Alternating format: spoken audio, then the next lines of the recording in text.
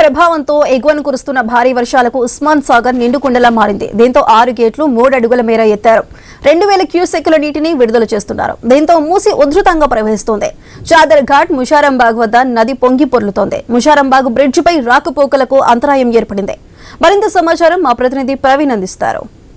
అల్పపీడన ద్రోణి వలన గత 2-3 రోజుల నుంచి భారీ వర్షాలు కురుస్తున్నాయి. ఇటు జిల్లాలో కూడా భారీ వర్షాలు కురవడం వలన మొత్తంగా కూడా ఆ జంట జలాశయాలు ఏవైతే ఉంటాయో అవి నిండుకుండల మారిన నేపథ్యంలో ఇటు గండిపేట నుండి కూడా మొత్తం 6 గేట్లను 3 ఫీట్ల మేర 6 గేట్లను ఎత్తడం జరిగింది. అదేవిధంగా ఆ హిమాయ్ సాగర్ కు కూడా 4 గేట్లను ఎత్తడం జరిగింది. 4 గేట్లను ఎత్తేసి ఆ దిగువకు నీటిని వదిలిపెట్టడం జరుగుతుంది. వదిలిపెట్టడం కారణంగా మొత్తం కూడా ఆ మూసీ ప్రవాహం అయితే పెరుగుతూ పోతుంది. మనం టోల్గా చూసుకుంటే మనం ఇక్కడ చాదర్ఘట్ దగ్గర ఉన్నటువంటి పరిస్థితిని చూసుకుంటున్నాం. చాదర్ఘట్ దగ్గర ఉన్నటువంటి ఈ యొక్క మూసీ కాలువ ఏదైతే ఉందో అయితే పెరుగుతూ పోతుంది.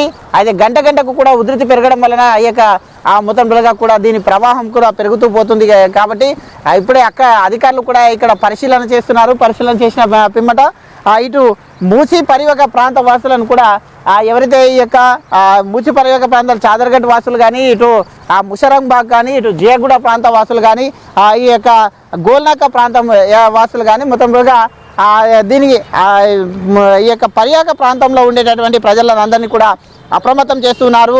అయితే వీళ్ళని రెడ్ అలర్ట్ కూడా జారీ చేశారు.